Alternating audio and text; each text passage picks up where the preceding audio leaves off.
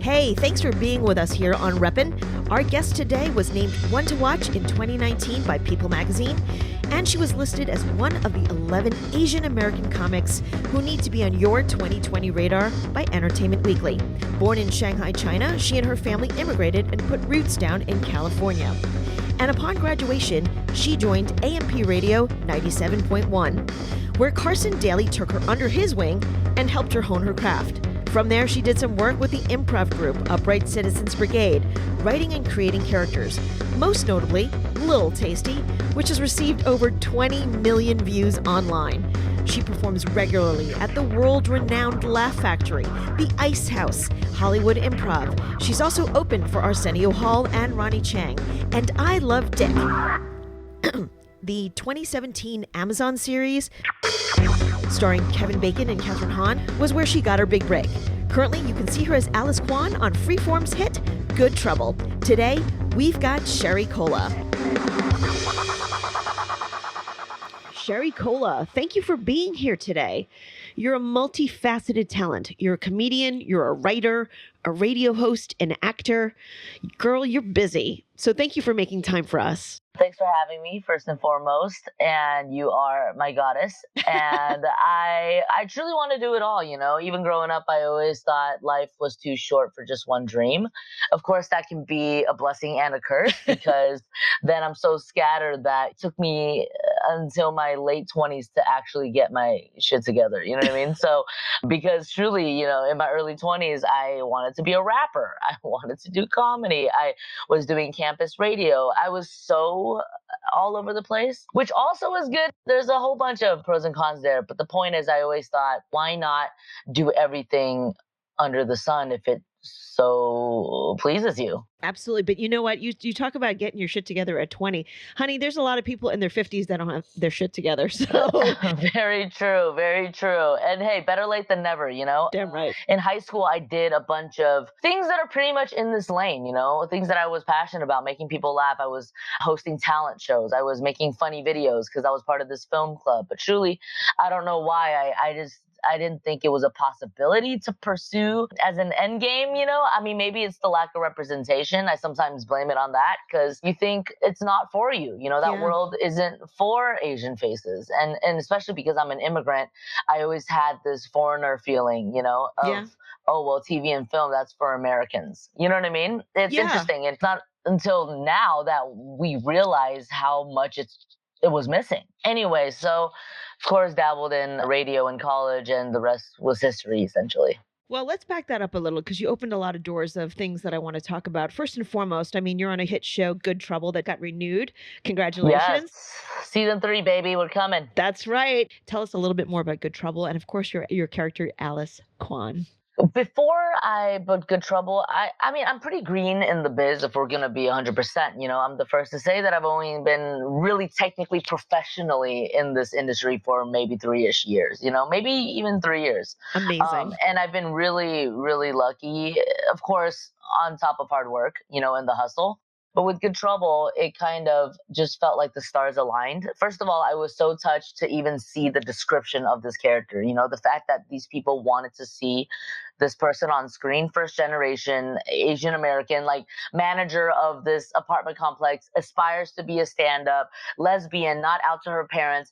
I was like, wow, this is so specific and so on brand. Like it just felt right. You know what I mean? Right. So after 2-3 auditions, I mean, you know, as we got deeper in the process, I told myself, I need to book this. Like truly, this character is important. This character was invisible in my entire upbringing. So basically, Alice is a manager of the Coterie, which is this community, like communal living situation with this melting pot, diverse group of people who believe in different things, who have, you know, very messy lifestyles. Truly, it's about people in their 20s who are just relatable because that in itself is such a roller coaster, you know, balancing relationships, you know, discovering yourself. And we meet Alice as she's kind of still in love with her ex-girlfriend, who is also her best friend. And you see her being taken advantage of. And you see Alice kind of bottling her emotions and maybe throwing a joke out here and there. And a lot of people keep saying, Alice, you're so funny. Alice, you should do stand up. She eventually does stand up in the second season, and we're going to continue that storyline. But in the first season, she was very much in the closet, especially from her parents. And it's fascinating. And I feel like it's such an eye opener to see her go to bizarre lengths just to hide who she is. And this is something that happens in real life because in immigrant families and, Asian families, of course, I can't speak for every single household, but it's weird to talk about dating, let alone sexuality. You know what I mean? So Alice is juggling this secret life, and it really unfolds beautifully in the season finale of season 1. Spoiler, Alice eventually comes out. Right. And it's refreshing because her parents already knew, and they were the last people you would think would still love her and would still accept her. It honestly truly was so emotional because this is the kind of stuff we need on TV. And because it wasn't on TV, that perpetuated narrow-mindedness. That's literally why queer people of color or queer people of immigrant parents are so scared to come out. Basically, the more we show characters like me, the more we give people like me opportunities to be on screen, the more we can open these minds. And, another Asian mom who might be old fashioned can see this show and realize, oh, okay, maybe I can be down with having a gay child. A little goes a long way. Yeah. That's why I feel like playing Alice is so, so crucial to all of the communities. You said it perfectly. Being Asian, and this might happen in some other cultures as well, but you really don't talk about your personal life, even if you're straight. So forget being gay. So there's still a lot of conversation that needs to happen there. And you said something in a previous interview that made my heart hurt, but you were right. You said that, it wasn't that long ago where the punchline was a shot of the Asian person reacting. Oh, absolutely. Absolutely. So let me take that a step further and break that down even more. Seeing any gay character or stories on television really only happened like maybe the last 20, 30 years. So not that long ago. Then on top of that, Asians on television, again, not many on screen, small or large. Now we have your character, Alice Kwan, a gay Asian woman, a part of an ensemble cast, as a series regular, and she's a fully developed character. How does that impact you when you sit back and reflect on that? I personally, Shery Cola, live life trying to break stereotypes all the time. And, that is because we are seen as people who apologize so much. And of course I can have those moments as well. I want to take care of people and I don't want to piss people off. Sure. That's just in our blood. Maybe not some others, but you know what I mean? But there's so much to cover. But with Alice, I think it's just dope that she can also just be a human being. I think what's so amazing about these stories that we're telling, for example, Crazy Rich Asians, at the end of the day, it's a solid rom-com. The Farewell, even though it's so culturally specific, it is a universal concept. Family. Family and just grandma being the OG and all that stuff. I think we're slowly convincing the world, and I think they've realized that we do have stories to tell in a way where we can be taken seriously, whether we're sexy, whether we're funny, whether we're dramatic. I'm excited because this is definitely not a trend. We are absolutely here to stay, and I'm just excited to even be part of this generation that happens to, not only witness, but be walking along this journey of representation and kind of really changing the game. Truly, and Alice it's cool that Alice is part of that group, What's really great about your character in Good Trouble, and also a film like Crazy Rich Asians and even The Farewell, even though, again, it's culturally specific, Asian people were not a device to further a plot point. To be seen as just human is really tremendous. But I also wanted to go back and get a little bit more personal. You came here at 4 from Shanghai. Yes. So talk about what it was like growing up, coming over in the States. Mm-hmm. You and I have some differences here in the sense that I was born here, but I don't know how different that would be. And I'm curious to hear. You and your family immigrated to California. Mm-hmm. My parents settled in a borough of New York. Talk about what it was like for you to immigrate here and grow up in California. So you're right. I was quote unquote lucky enough to land in an area that was pretty Asian. I mean, I went to Alhambra first, and it wasn't that Asian. Now it's definitely really Asian, the 626 and Gabriel Valley. But when I grew up, it was more so. I still felt like in my circle of friends, I had people in elementary school calling me Chino. You know what I mean? I think it was still very evident that I was different, Right. even though there were other Asians, you know what I mean? But I remember, just little occurrences that kind of reminded me that I was foreign was, one of my neighbors when I was younger flipped me off, gave me the middle finger. And I was like, what is that? Like, I had no idea what that meant, I'm like, okay. So then I ended up doing it to my mom's coworker and quickly found out what it meant the hard way. But little things like that, like, reminded me of, oh, okay, I'm a newcomer. Like, I don't know what's going on. But then, like, slowly as I got older, there were more Asians. I eventually moved to Temple City, and, I actually did have quite an eclectic group of friends overall, you know what I mean? But yeah, there were a lot of Asians. It wasn't like, I wasn't dropped into the middle of Ohio. So there were still faces that looked like me where I grew up. How did that feel for you? Because for me, I was lucky to grow up in the suburbs of New York, but I also still felt different because there weren't many people that looked like me at all. My lunches were different. I dressed different. Sure. I looked different, obviously. All of those subtleties actually ran quite deep. For you, what were some of those challenges that you faced? Because those were formative years. Sure. But we had an additional layer of just being Asian and just culturally different. I wasn't Sure. allowed to do sleepovers because that wasn't something my parents really understood. Absolutely. For you, tell me a little bit about some of the challenges you faced and how do you think it shaped you?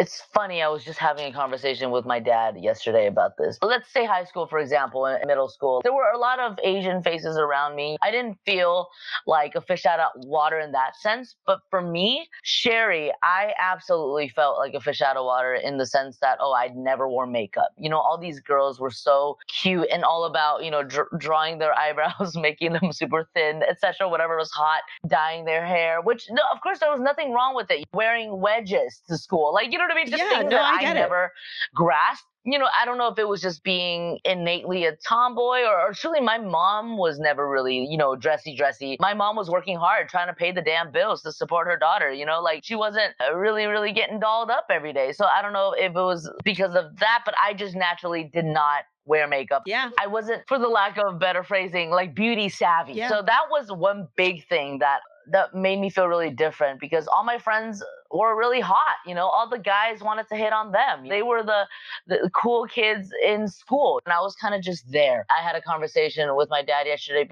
I love my dad so much. He really wanted to embrace America, like to the T. He wanted me to get my ears pierced, but he wanted me to get my eyebrows waxed, like things that you were quote unquote supposed to do. And I genuinely just was not down for it, So cut to yesterday, I'm like at my dad's house. I showed him an old picture of of me and my friend in 9th grade.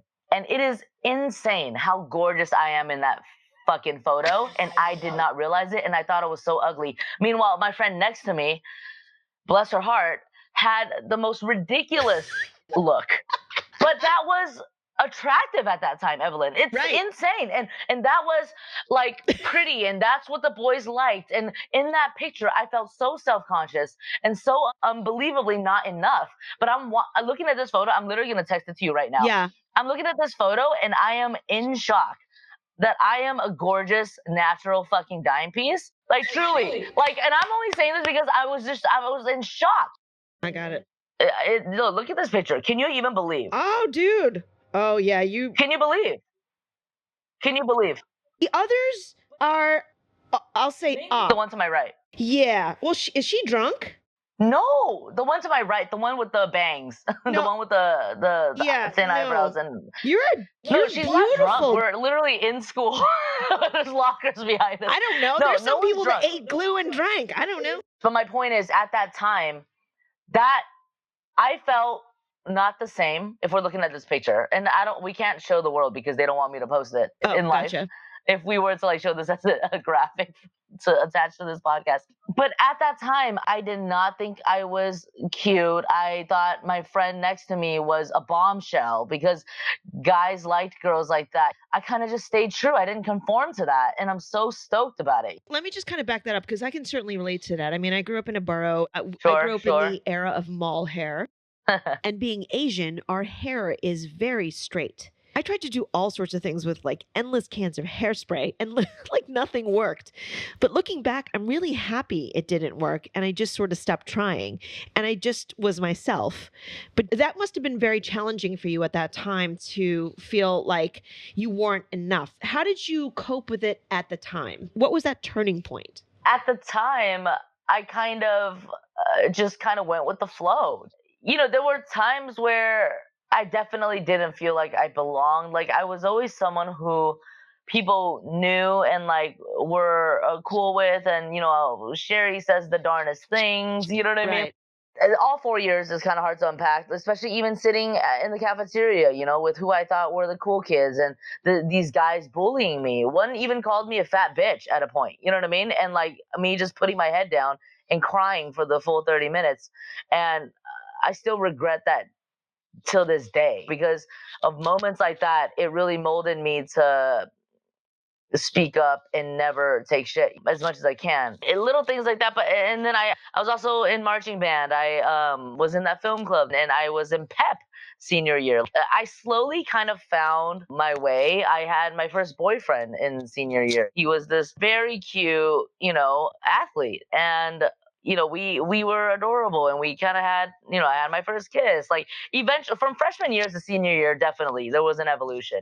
I don't know, you're just in it and you want to be accepted to an extent, but I wasn't really doing all that much to fit in. I mean, peer pressure was real, sure. Maybe after high school, really, when you really don't have things to keep you busy in a weird way, like extracurriculars, for example. You know, I was partying a lot and, you know, kind of just doing it to do it. And, Right. you know, in my blood, I'm truly a goody goody through and through. I'm still a goody goody. I mean, I've had my bad days, but at the end of the day, I'm a goody goody. I was just going with the flow. Let's say that. I hear you. But when you said I have regrets till this day when that jerk called you a fat bitch, Right. what did you regret? Did you regret not saying something to him that point? Oh, yeah. I regret not saying something to him immediately. I regret crying in front of him. I mean, You're human. these teenage boys are relentless and think you're weak and think they're the shit. When looking back, they were a piece of shit, you know? Yeah. And I did actually, in that era, I guess, retaliate because the next time that happened, something similar to that happened again. I don't know how much longer after, maybe a month, right? And I remember one of the guys was sitting across from me, and the other guy, or one of the other guys, this is so ridiculous, by the way. I can't believe What? teenage years are so just bizarre. But one of them was putting their arm around me jokingly. Because, of course, why would anyone put their arm around me seriously? And the other one across from me was taking a picture of it. So I legit just took the phone and I threw it across the cafeteria. An extreme, you know, opposite of what I did the first time. And the guy who originally called me a fat bitch, it was his phone. And he threatened to like egg my house, and I just was like, it was very interesting. It's all, you know, it's all blurry, but these are things that do stick out in my mind. Right. What I'm doing now, it's like, what the hell? None of that shit mattered. I am doing my fucking thing right now. Right. What are these people doing? It's honestly like so bizarre, but it felt like so big when you were in high school, you know, your crush, your BFF, this person you want to be friends with, etc. The world is so much bigger. We were adolescents, right? Teenage years, peer pressure is real. It's as real as it comes. And when your world Yeah. is that, it is as big as it is. Do you find that those experiences, even though you're like, you know, fuck it, it wasn't anything, do you feel like those sort of helped shape you? Absolutely. I mean, and honestly, to be frank, of course, you know, what I give off is a certain way, and truly I am that way. But we all have weak moments where we cry in the shower and we look in the mirror and feel like you can do better, etc. And I think in a way, faking that funk is necessary because now there are other people relying on my energy. And I have to stay true to this like weirdo who will dance in public and just sing out loud at the Grove and do all these things that I love doing, like screw what people think, because that truly is setting an example. There's a lot of people in my DMs so blown away by the fact that they see me not care what people think. And of course we care what people think. You know what I mean? You're human. Yeah, you're human. I almost want to, because I'm all about breaking barriers and breaking that stereotype. I remember I was in line somewhere for something and this lady cut in front of everyone. And I looked and I'm like, no one's saying anything. And it looks like I'm the only Asian person here.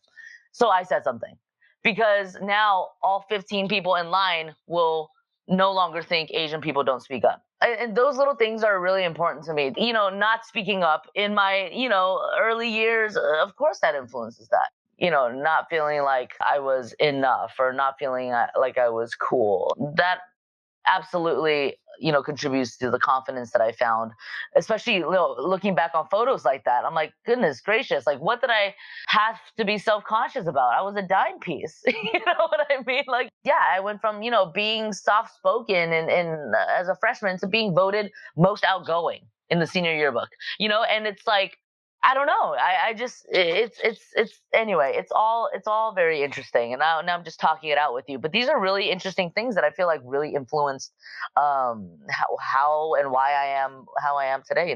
How have you taken all the different things that we may have touched upon, culturally speaking, personally speaking? How do you incorporate all of those perspectives, knowing what it feels like being ostracized, the pressures of, and you and I obviously can discuss this ad nauseum, I'm sure. And this might be, again, a sweeping cultural statement, but always feeling like you're not enough, or always feeling like you need to do more. Sure.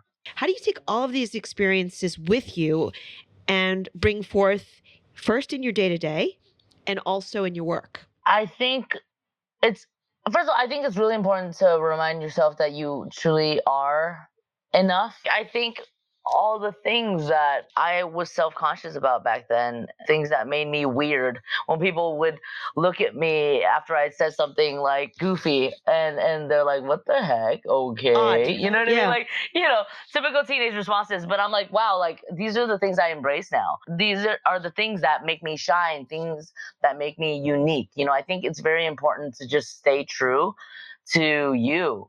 I think that's something that I always carry in my work and my, everyday life. The whole pressure thing, absolutely, especially like a character like Alice. Not necessarily pressure, but I felt that it was really necessary for me to live my truth. I've talked about this a few times, but I do identify as bisexual in real life. And that was something that, once again, like I said, dating was never talked about, sexuality, not even heard of. You know what I mean? Yeah. I never really talked about the fact that I was attracted to both men and women really my whole entire life, and, of course I was doing my thing and out here, like, and my friends knew, and sometimes I talked about it in my stand-up. So if you caught it, you caught it, you know what I mean? But there's no op-ed anywhere. When I booked this role of Alice, I'm like, okay, this might be a potential role model to people. Portraying this character, I can't do it without living my entire truth. So then I ended up sitting my mom down and having a conversation and telling her that I was bisexual. And of course, the conversation is still not over. It's still, she's still grasping all of it. And at the same time, now I get to teach her stuff. Literally what LGBTQ stands for. You know what I mean? Like, Right. Once again, little by little, by giving actors like me opportunity, by giving characters like Alice a voice, we're slowly changing the world. But yeah, I felt like that was really, really crucial for me to fully embrace Alice as a character. I had to live my truth and kind of be liberated in that sense. Of course, it's easier said than done. Yeah. It's not always butterflies and rainbows. Like, it can be very sad and sometimes, these coming out stories, and it can be really dark. But I feel like Alice's journey is kind of that light at the end of the tunnel, showing that kind of scenario where you can be yourself and still be loved. Asian American representation just that alone, we still have so much work to do, period. Oh, all right? Absolutely. We're not even close. Evelyn, we're not even close. Oh, no, I know. But let's just put a pin in that for a second. Going 100,000 steps further, the fact that you are open about being Asian American, being immigrant, being bisexual, being out there and being so comfortable and happy and just a positive light. It's great. And, the Asian culture, and certainly this may be true of many other cultures, but needing to be more open about many topics, sexuality being one of them. Right. There's still a lot of work that needs to be done. So it's great that you're out there doing your thing, being authentic and embracing who you are. But I hope you never feel that pressure of having to be the representative, because I think as the Asian culture, and again, it's a whole nother 6 months of conversation, but I think as the Asian community, we always feel this sense of responsibility, this sense of duty. Sure. But I hope you never feel that layer of that you need to be the one to do it. Absolutely. I totally, yes, because we are perfectionists as well. It's like when we do something, we want to kill it. We can't half-ass it. We cannot half-ass it. No. And truly, I have this thing of the whole back to the immigrant thing. Like, I came to this country, I cannot let it be for no reason. Yeah. My mom worked her ass off. I need to make some type of difference in this world. Yeah. It's not even about me feeling the pressure of I need to be. It's like, yo, I want to be. I have to be. It's so interesting. Of course, we have lazy days. We're only human. But at the end of the week, I truly hope to keep pushing our community forward and be a voice. But yeah, you're right. There's so much work to be done. We are not even close. We've had, a couple of sprinkles, a little dash of sesame, if you will, a little dollop of sriracha. Yeah. But if I drive down Sunset Boulevard, the amount of Asian faces is still the most minimal, specifically on billboards. There's a couple of really important things that I want to hit. How would you define representation? Representation is, if we're talking specifically on screen. I'm talking about overall. I'm going to leave it completely open-ended. Representation is standing up for something, having something to believe in, and representation is the idea of being seen. Truly, growing up with zero representation, I didn't even realize it. So it didn't even exist, which is, that's what's the most mind-blowing, because it wasn't there. I didn't even think it should be there. And then we get a taste of it now. We realize we've been so gypped. You know what I mean? We've been so gypped. How's this fair? Now we're just so hungry and we want to take over, and we have a lot of making up to do. We wouldn't have had a chance to see somebody like you on screen. Seriously. It's so awesome to see an Asian face and really different faces on screen. You and your work, and along with other people that are out there fighting for representation, it ensures that our stories and our voices will be recognized and hopefully valued, because before it was unheard of. Right. For our signature sign-off, we're asking all of our guests to finish the sentence. Let us know who you are and what you represent. This is Shery Cola, comedian, stand-up comic, actress, all of the above, and I represent breaking barriers, I represent staying original, and I represent proving people wrong. Thanks to Shery Cola for spending her time with us. Make sure you keep up with her on Twitter and Instagram. Her handles at both platforms is @SheryCola. That's SHRRYCOLA. Our next guest is Aaron Carroll. He's a doctor, a healthcare researcher, author of a book titled The Bad Food Bible. He's also a regular contributor at the New York Times, and he's got a popular YouTube channel called Healthcare Triage, covering the healthcare system and really all things healthcare. Find out what he has to say about our system and his thoughts on the coronavirus. I'm Aaron Carroll, and don't miss my episode of Reppin coming on next. Reppin can be found on Spotify, iHeartRadio, Apple Podcast, and all top podcast platforms. So, subscribe, share, and leave a review. And talk to us on Twitter. Our handle is @Reppin Podcast. And get behind the scenes photos and see who's coming up next on our Instagram page @Reppin_podcast. To my technical director and musical composer, Nelson Pinero, thank you for your talent and time. And always, thank you to Gracie Kong for being my constant. Reppin is a Suburban Outlaw Productions. Till next time, stand up and represent.